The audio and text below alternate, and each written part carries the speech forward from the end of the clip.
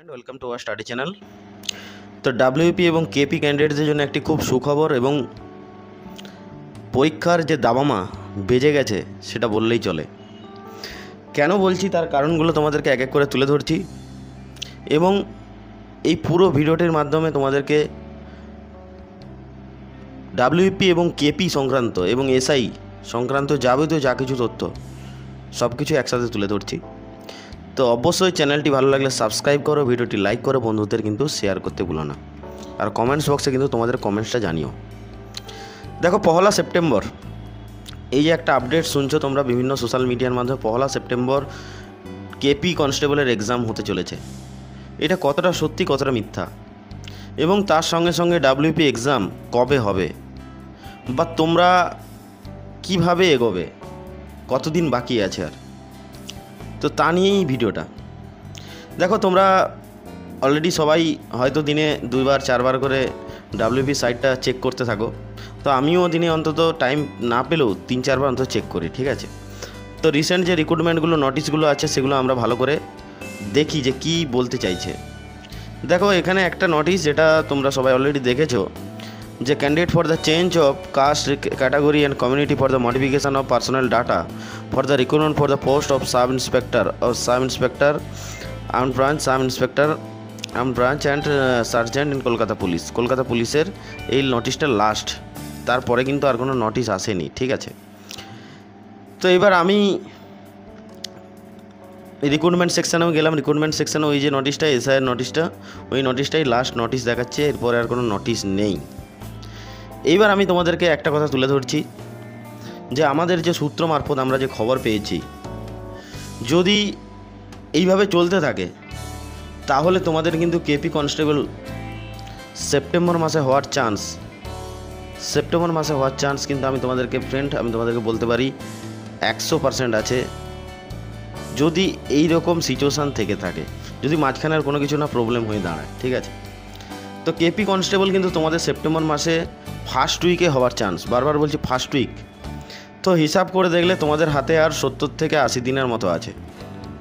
তো এবার তোমরা ভাবো যে তোমরা 80 দিনে কিভাবে নিজেকে প্রিপেয়ার করবে এবং একটা সিট তুমি নিজের জন্য রিজার্ভ করে রাখবে। তো বিশেষ করে আমি তাদেরকে বলছি এই কথাগুলো, যারা 2024-এ স্বপ্ন দেখছো যে আমাকে একটা উর্দি পড়তেই হবে, তাদের জন্য হয়তো অনেকেই স্বপ্ন দেখছে। আমি বারবার বলছি, দেখো এই কথাগুলো বলি আমি, যে অনেকে স্বপ্ন দেখে যে ডাব্লিউপি কনস্টেবল হব, ঠিক আছে, কিন্তু সেই অনুপাতে তারা মেহনত করে না, শুধুমাত্র সোশ্যাল মিডিয়া নিয়েই ব্যস্ত থাকে। দু টাইপের স্টুডেন্ট আমি বারবার বলছি। এক টাইপের স্টুডেন্ট দেখবে যারা খুব ভালো করে সেলফ স্টাডি করে এবং বিভিন্ন জায়গায় পড়াশুনো করে, তারা কিন্তু চুপচাপ সাইলেন্ট বয়, যাকে বলা হয় সাইলেন্টলি তারা পড়াশোনা করছে। আর কিছু স্টুডেন্ট আছে যারা পড়াশোনা কম করছে, যারা চিৎকার করে বেশি, ঠিক আছে। আর একটা টাইপ আছে লাউড পাবলিক, মানে যারা বেশি চিৎকার করে, কাজ কম কিন্তু চিৎকার করে বেশি। তো আমি তোমাদেরকে স্টুডেন্ট বারবার বলছি এই কথাগুলো মিলিয়ে নিও। এই যে সাইলেন্ট বয় যারা হয় না, এরা কিন্তু খুব ভয়ঙ্কর হয়ে থাকে।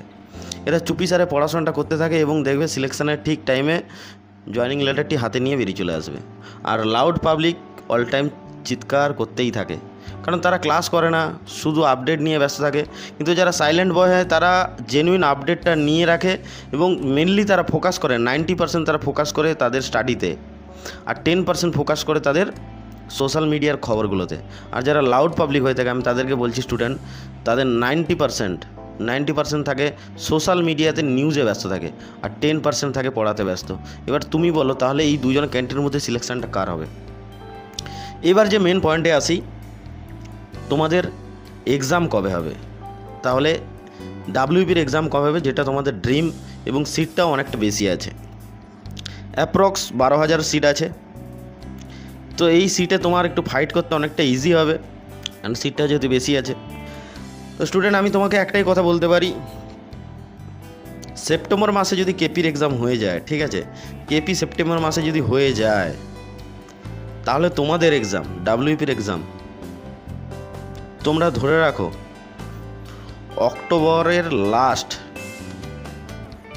ঠিক আছে, অক্টোবরের লাস্ট বা নভেম্বরের ফার্স্ট ফার্স্ট উইক। তো আমি তোমাকে আগেও বলেছিলাম যে তোমাদের ডাব্লিউপির এক্সাম কিন্তু দুর্গাপুজোর আগে হবে না, কোনোভাবেই সম্ভব নয়।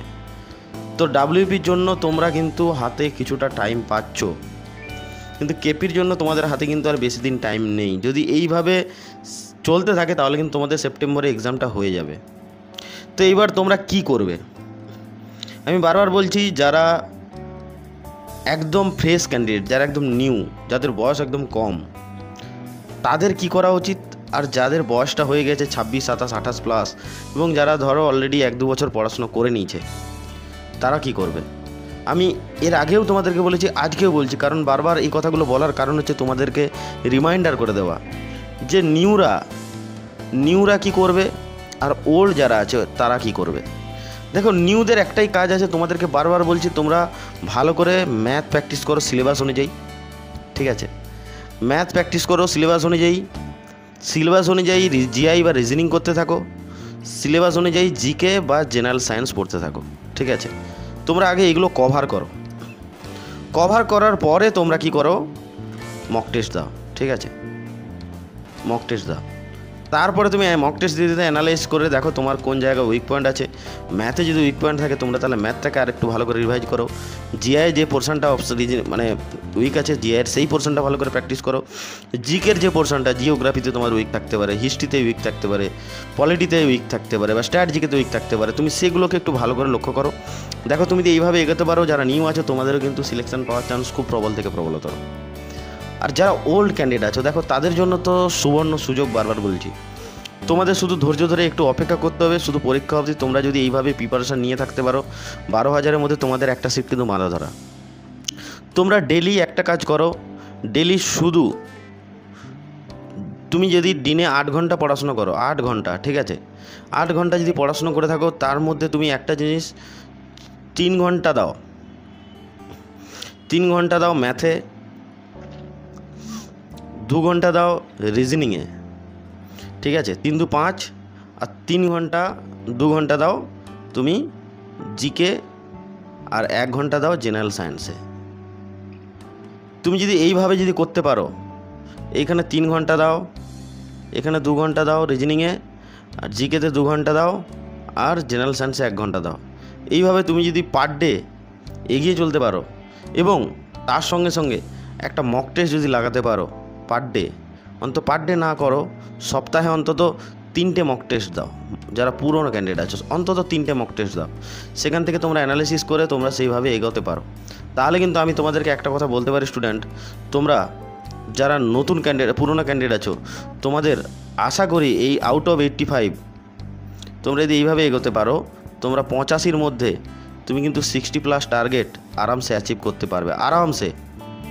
আর নতুনরা যারা আছো, তোমরা এখন ভালো করে সিলেবাসগুলো কমপ্লিট করো, আর আমাদের প্লেলিস্টে গিয়ে তোমরা math, reasoning, GK, science, previous ইয়ারের সমস্ত ক্লাস করানো চলছে, তোমরা গিয়ে দেখতে পারো। প্রত্যেকটা কোশ্চেন ইম্পর্টেন্ট কোশ্চেন, তোমরা টপিক ওয়াইজ করানো হচ্ছে, তোমরা দেখতে পারো। আর অবশ্যই ভালো লাগলে চ্যানেলটি সাবস্ক্রাইব করো, ভিডিওটি লাইক করো, বন্ধু শেয়ার করো, কারণ যে কোনো আপডেট তোমাদের সেকেন্ডের মধ্যে প্রোভাইড করা হয়। আর আমাদের টেলিগ্রাম লিঙ্ক ডেসক্রিপশান বক্সে দেওয়া আছে, তোমরা ওখান থেকে অ্যাড হয়ে যেতে পারো বিভিন্ন রকম আপডেট পাওয়ার জন্য। আর অনেক কিছু স্টাডি ম্যাটেরিয়ালও ওখানে দেওয়া হচ্ছে, তোমরা সেগুলো তোমাদের জন্য খুব গুরুত্বপূর্ণ। তো অবশ্যই তোমরা টেলিগ্রাম লিঙ্কে গিয়ে জয়েন করতে পারো।